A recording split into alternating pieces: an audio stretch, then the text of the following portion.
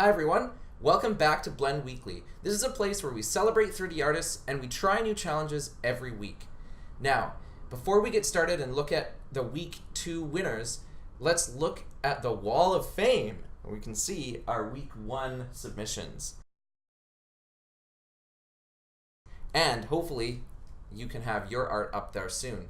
For week 2, the topic was ice, and let's see how our artists responded to that challenge.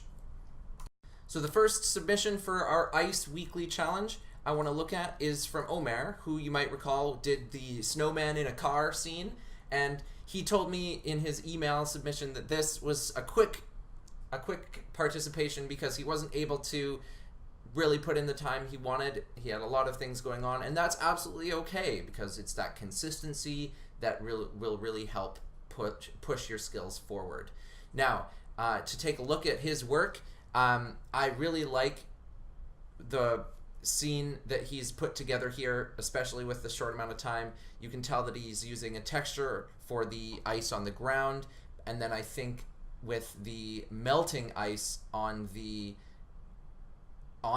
surface of the table, he's going with pretty much basically just pure index refraction, transparency. I don't think there's any texture going on in there, and I think it actually looks pretty good with that clean melted ice cube effect. One thing that I'm not as sold on with this work is the kind of, I guess you could call them fingers of ice that are coming out on the bottom.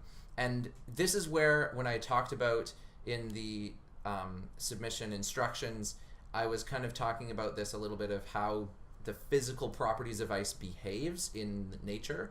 And so although the photorealism is here, the physical properties of the ice make less sense. Like, how did this ice form in that way? What is causing it to have that kind of creeping look of the fingers? I'm not as clear on that, but I guess the other thing that is a bit that I find is a little bit off is like the surface of the ice here versus the ice cubes. In terms of the entire scene composition, it's like, well, did someone put ice cubes on a plate of ice, or what happened here? I think that independently, I really like the appearance of the ice sheet that he has here, and I also quite like the material quality of the ice cubes, but I don't feel that they go super well hand in hand here.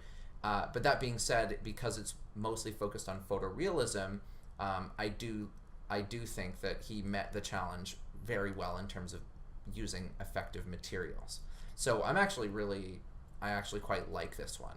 And the next one I wanted to look at is from Darsa, who's a new submission, and I'm not 100% sure if he sent me the right work or not, because the challenge was supposed to be focused specifically on ice, and although he has on the ground what looks to be snow, I don't feel that this 100% meets the challenge in terms of the requirements of it being the focus needs to be the ice. And so I do however really like the artwork, and I like the sword with the particle effect coming off of it, and I really like the character that he's built here. So I hope to see more of Darsa's work as he continues to rise to the occasion and meet the next challenges. And remember to try to focus on the specifics of the challenge for that week as best you can. So if it's about ice or if it's about snow or what have you, try to focus your challenge on that. But anyway, thank you, Darsa, for submitting. And the last one I wanted to look at today was from Colin. And Colin's work has consistently been really quite good. And this one, he told me that he's focused completely on procedural materials. So he's tired of the idea of people just taking a texture of ice, slapping it down, maybe putting a few little tweaks on it, and then having it look great. And he wanted to see if he could do a really good photorealistic challenge using procedural materials instead. And I feel like he came close. I feel like I really like the mountains, and that I actually want to talk to him to get his node set up for that, because I really love what he's done there. But I am not 100% sold on the ice on the water. I'm unclear whether it's supposed to be ice that's floating in ocean or whether it's supposed to be completely frozen. And I think that what I'd like to see with his process is like, yes, you can have procedural, but then you have to try to find reference images to try to make it look as close to as possible to that procedural image, and especially if you're trying to go for a photorealistic look. And so that's where I think this image has lost some of the photorealism, although it does it definitely does still have that winter feel, and does still feel like the landscape and the environment itself is the subject of the work.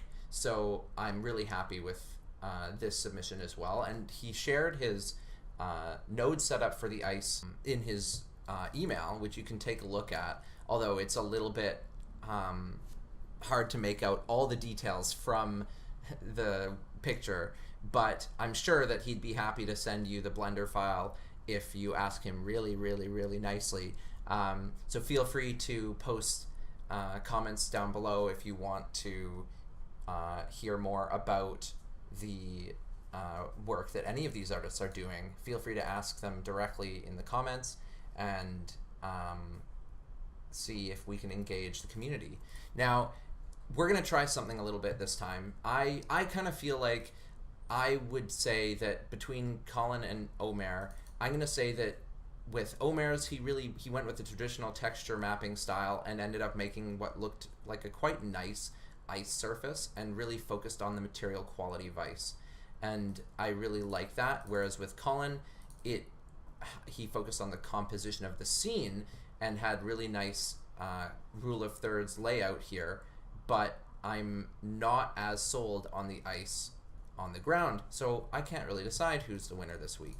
So what we're going to do is we're going to try using the YouTube poll. So please vote on who you think the winner is. Is it Darsa, is it Omer, or is it going to be Colin this week? And I will post the results of the poll in the comments below. But as always, because we have enough submissions and I have room on my wall, I will be posting all of these on the Wall of Fame. And all you have to do, if you want to get on that wall and you want to get your work featured, is just to submit something. Lastly, you can find Darsa actually on Facebook at Mohammed Darsa on Facebook.com. And you can message him there and take a look at some of his other work. And see, this is where I feel like maybe he meant for me to take a look at this other submission instead. But because in the email he submitted this file, I'm going with that. Whatever you send me in the email is what I'm going to be talking about as your submission. Now, of course, Omer is starting to become a regular on this show, and you can take a look at his work at Omer2055 on Instagram. And then Colin, another regular on the show, I wanted to feature one of his other websites today, which is ColinNoob.art, which I think might be a new site, I'm not sure, but very exciting things happening. And you can take a look from here. If you go here, you have access to all of his other social media and his YouTube and everything. So I think this might be the best location to start with if you're trying to follow him and get more of his info. So that's pretty much it. Now, don't forget to vote on who you think the winner is for this competition. Go to this time code and then find the little poll on the top right corner and then put in your vote.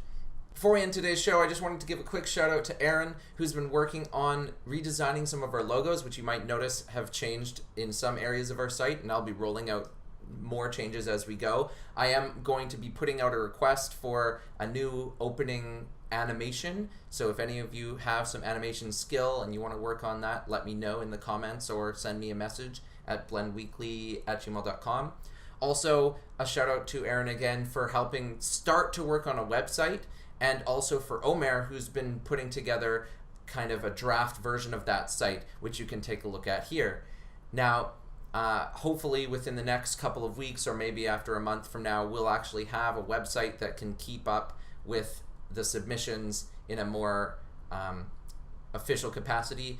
But until that point, keep checking YouTube for the next week's challenges, and don't forget to submit at blendweekly@gmail.com. Lastly, if you like what I'm trying to do on this channel and you want to see more, don't forget to subscribe, press the like button if you like this video, and press the bell for notifications. Now, if you want to see more of the work that people have been doing, here's a link to week 1. And if you want to get started on the week 3 challenge, here's another link to an intro video for week 3.